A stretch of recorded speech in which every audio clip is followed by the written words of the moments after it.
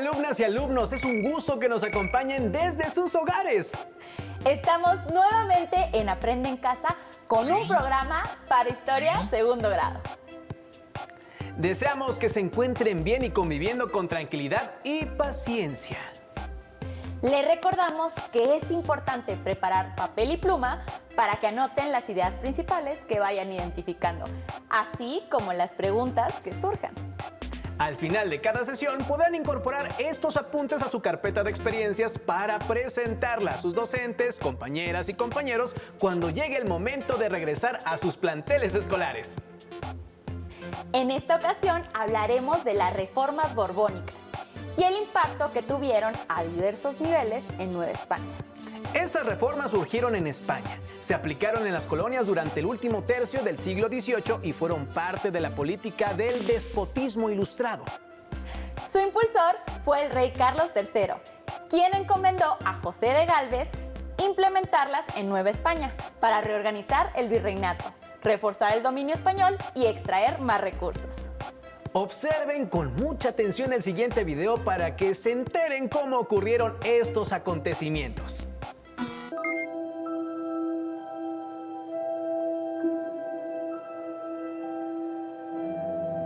En la segunda mitad del siglo XVIII, los reyes españoles de la Casa de Borbón, Carlos III y Carlos IV, sumidos en una terrible bancarrota económica, emprendieron una serie de reformas profundas para asegurar el control de sus colonias en América, conocidas como las reformas borbónicas. La aplicación de estas medidas significó para la Nueva España desmedidos impuestos y préstamos forzosos y un aumento del descontento que dio paso a los primeros levantamientos a favor de la independencia de México.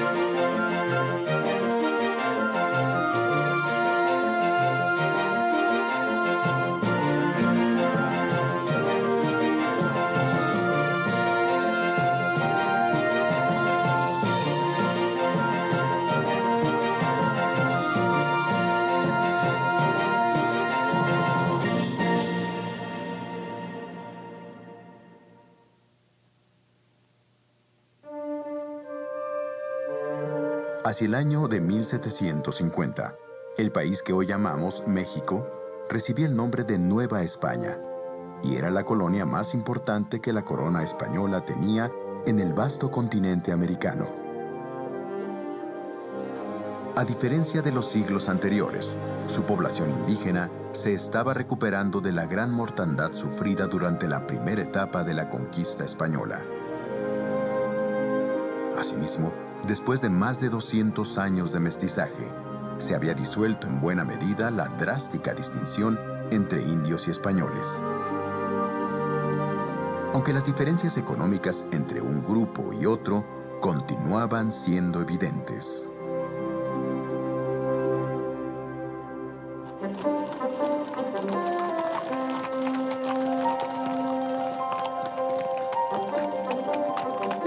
Aunque viajar por su inmenso territorio no era imposible, las distancias enormes y los peligrosos y malos caminos hacían que el transporte de mercancías a gran escala fuera un riesgo.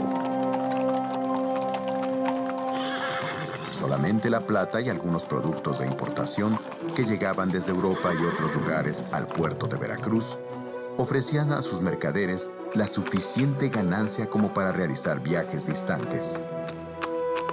En general, la Nueva España era un conjunto de regiones en la cual cada una producía lo que necesitaba, y el comercio se daba casi exclusivamente entre los pueblos más cercanos. La mayor autoridad civil de la colonia era el virrey. en el cual depositaba el monarca español las más importantes tareas como administrar, vigilar, cobrar impuestos y encabezar las operaciones militares. El virrey delegaba su poder en los llamados alcaldes mayores, que fungían como sus representantes en las distintas regiones. Dado que los alcaldes mayores y otros funcionarios no recibían un sueldo, se les permitía valerse de sus cargos para hacer negocios personales de todo tipo.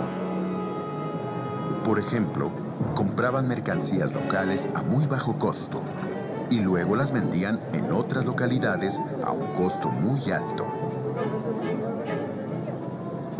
Sus negocios así eran tan buenos que dichos cargos se ponían en venta al mejor postor. Aunque los funcionarios virreinales estaban obligados a garantizar que el rey de España obtuviese íntegros los impuestos, rentas y otros tributos de la Nueva España, en la práctica, buena parte de estos recursos se repartían entre el propio virrey y sus funcionarios. El rey de España estaba tan lejos que no tenía ninguna posibilidad de ejercer un control efectivo sobre la más rica de sus posesiones de ultramar. Sería hasta la segunda mitad del siglo XVIII cuando el nuevo rey de España, Carlos III, de la dinastía de los Borbones, se empleó a fondo en la corrección de los vicios que existían en sus colonias del Nuevo Mundo.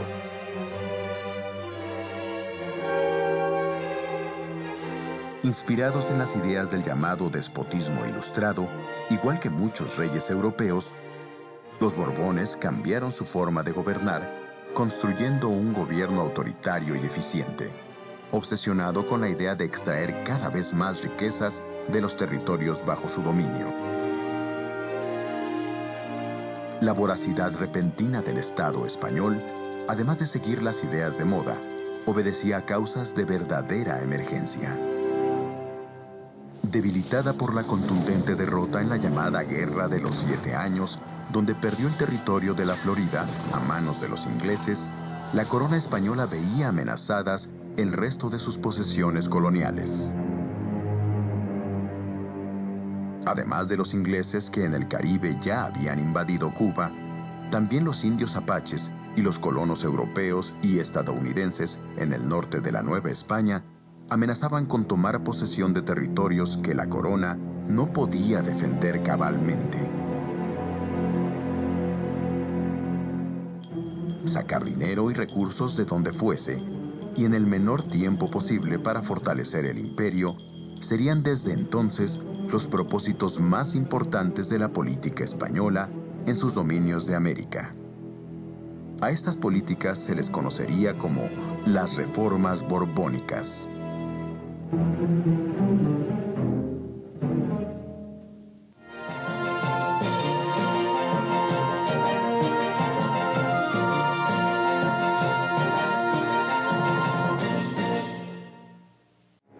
La solución al problema de los recursos fue pragmática. Había que sacarlos de donde siempre habían salido, principalmente de las arcas novohispanas. De esta forma, para realizar un diagnóstico confiable sobre las medidas que deberían tomarse, el rey Carlos III necesitaba a un hombre determinado, inteligente y, sobre todo, de una lealtad indestructible. Lo encontraría en José de Gálvez, un malagueño de 41 años con gran experiencia política y una firme convicción sobre las medidas que debían tomarse. Puesto a recorrer los territorios de la Nueva España, el llamado visitador general se dedicaría durante años a tomar nota de todo lo que debía ser juzgado y corregido, lo mismo en el terreno económico que en el político y el militar.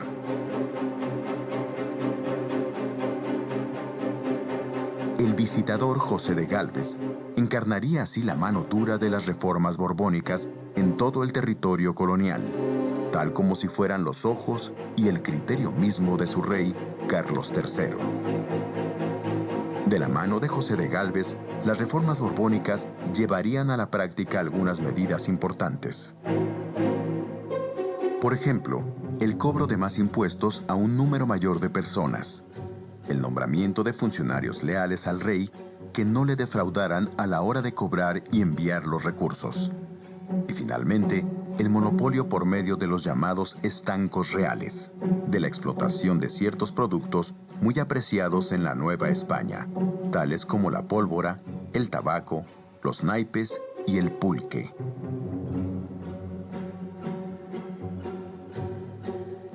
En cuanto a la plata, el principal producto de exportación, se mantuvo una política de apoyo a los mineros bajando los precios del azogue y la pólvora, materiales que eran necesarios para la producción de las minas. Con esta política proteccionista, la producción aumentó considerablemente junto con los ingresos reales. El tabaco, que tenía como principales consumidoras a las damas de todas las clases sociales, su producción y comercio, monopolizados por el rey, creció como nunca, de tal forma que se convirtió en el segundo mejor negocio de todo el territorio.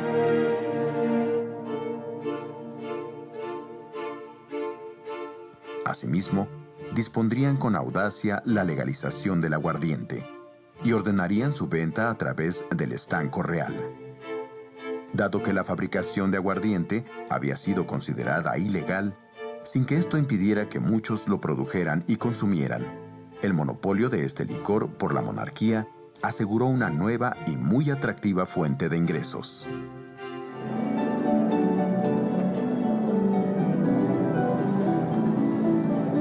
Los juegos de azar, las ferias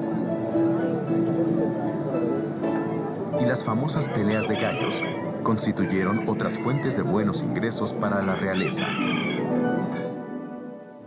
En una apertura inusitada de los puertos y fronteras, en lo que se llamó el comercio neutral, también se permitió que la Nueva España pudiera hacer negocios con algunos países que no estaban en guerra con la corona, dando como resultado el florecimiento de nuevos negocios.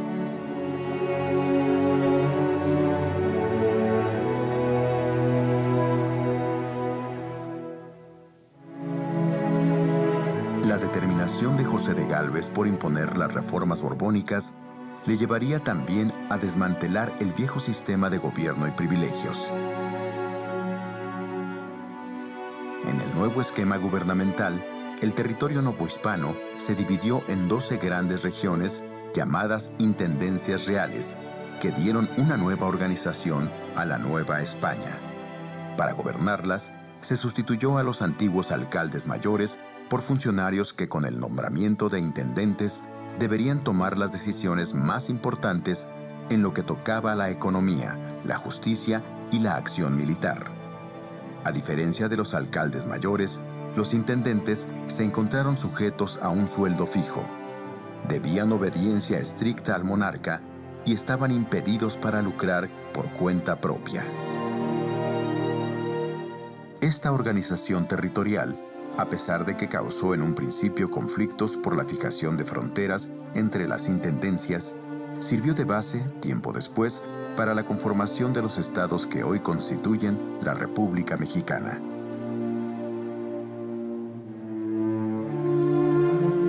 Sin embargo, había un tema central en el cual el rey Carlos III y sus reformas borbónicas se habían abstenido de tocar. Se trataba de la religión y del enorme poder de la Iglesia en la Nueva España. En 1767, un decreto real ordenó la expulsión de la Orden de los Jesuitas de la Nueva España y de todas sus colonias en América. Los jesuitas, cuya labor había sido clave en la colonización de las áridas y peligrosas tierras del norte, habrían de abandonar en menos de un año el país que habían forjado por más de 2 siglos.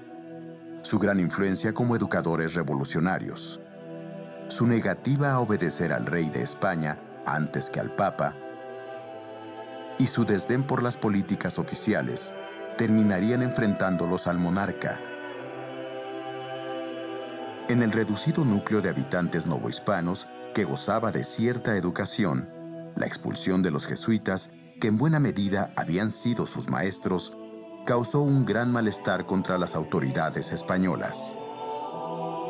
Asimismo, las nuevas disposiciones que permitían al Estado castigar a los sacerdotes que violaban la ley civil provocaron indignación entre la gente humilde, quienes veían en los custodios de la Iglesia a seres semidivinos, no solamente por su intervención en cuestiones religiosas, sino porque afectaba a los intereses del virrey y sus funcionarios, y también porque la bonanza económica solo beneficiaba al rey.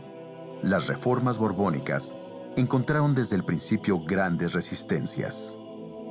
Estas resistencias forzaron un cambio en la política del nuevo rey Carlos IV.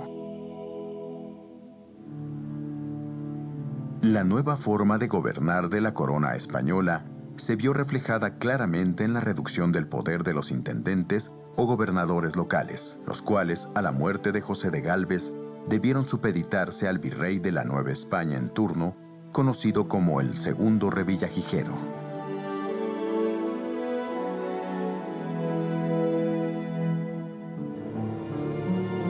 Para los primeros años del siglo XIX, podía decirse que el principal propósito de las reformas borbónicas en la Nueva España se había cumplido. Los ingresos de la corona se habían multiplicado por 4. Y los novohispanos pagaban al rey un 70% más de impuestos que los contribuyentes de España. A pesar de ello, las guerras europeas en que seguía envuelta la monarquía, y especialmente los gastos militares que implicaba la defensa de sus fronteras en las colonias americanas, hacían insuficiente cualquier cantidad de dinero. El nuevo rey Carlos IV y sus ministros cayeron entonces en franca desesperación y se vieron obligados a adoptar medidas extremas como pedir préstamos y donativos a los hombres e instituciones más ricas del imperio. Así, en la Nueva España, los poderosos consulados de comerciantes y empresarios de México, Veracruz y Guadalajara, así como el Tribunal de Minería, sirvieron al rey Carlos IV para recaudar grandes cantidades en el tiempo más corto posible. Sin embargo, la urgencia del monarca no conocía límites.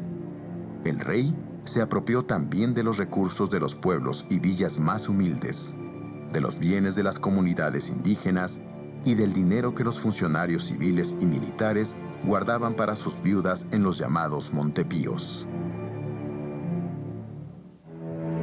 En 1804, el rey ordenaría la aplicación de una medida extrema que terminaría de empobrecer e indignar a los ciudadanos novohispanos. Mediante un decreto real, obligó entonces a la Iglesia a entregarle los recursos que tenía guardados en un fondo especial, compuesto por los pagos que muchos ricos y pobres le daban para que efectuara misas para la salvación de sus almas. Este ahorro, llamado de capellanías y obras pías, era normalmente usado por la Iglesia para financiar la actividad económica de muchas haciendas ganaderas, agrícolas y mineras. Combinado con una terrible época de sequías, hambre y gran mortandad indígena, el préstamo forzoso que el rey sacó de la Iglesia dejó a la Nueva España en una situación gravísima, propicia ya para el levantamiento armado.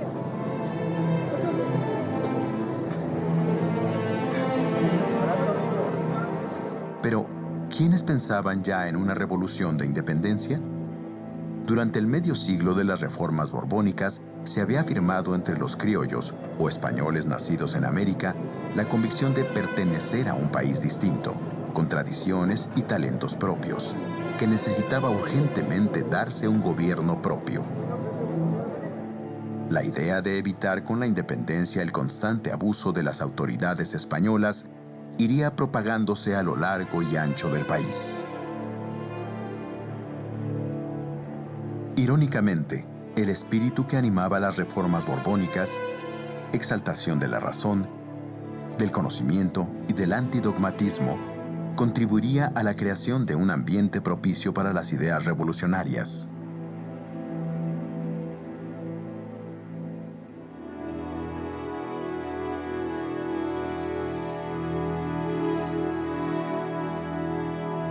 Importantes instituciones educativas, tales como la Academia de Bellas Artes de San Carlos que maravilló a Humboldt en su visita a México, pues en ella se formaban no solo los artistas y arquitectos, sino también los artesanos, así como el Colegio de Minería, verdadera vanguardia de la ciencia y las técnicas. Si bien fueron creaciones de los reyes borbónicos, se volvieron cada vez más símbolos de orgullo local para refutar aquello que se decía en España, que tratándose de cultura, no se hacía nada en América que valiera la pena.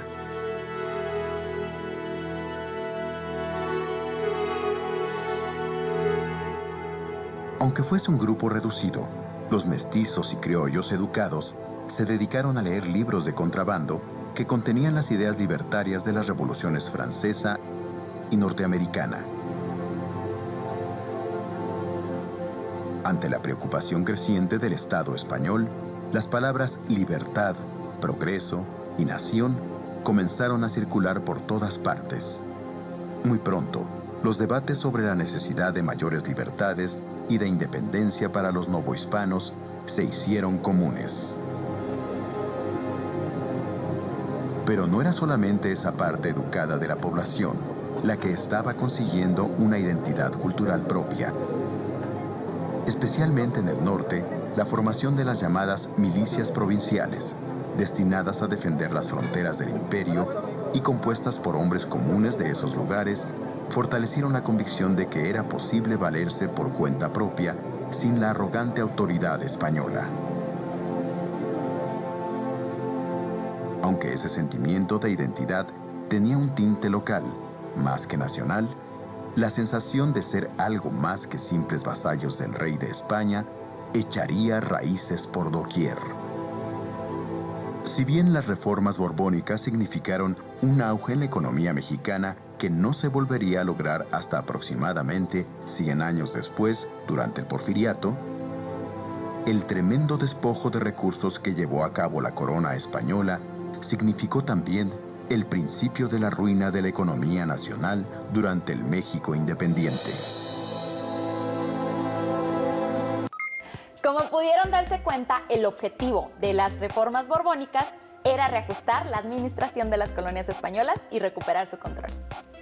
Pero también provocaron descontento entre los habitantes de Nueva España, cuando se arraigaron las ideas de la Ilustración.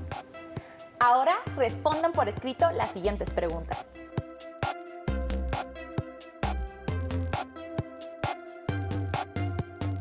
¿Creen que era necesaria la aplicación de todas esas reformas? ¿Por qué?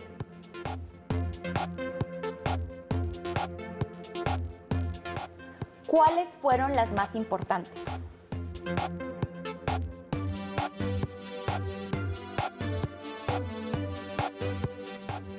¿A qué sectores de la población afectaron más?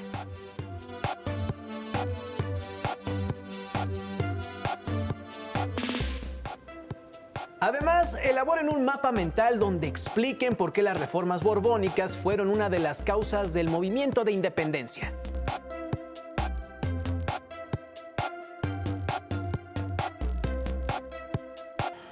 Recuerden guardar sus respuestas, el mapa mental y las demás anotaciones en su carpeta de experiencias. Si tienen oportunidad, sugerimos que lean la adaptación gráfica del texto Las Reformas Borbónicas de Luis Jáuregui. Hemos llegado al final de esta emisión, pero sigan sintonizando la programación de Aprende en Casa porque la educación nunca se detiene. ¡Hasta pronto!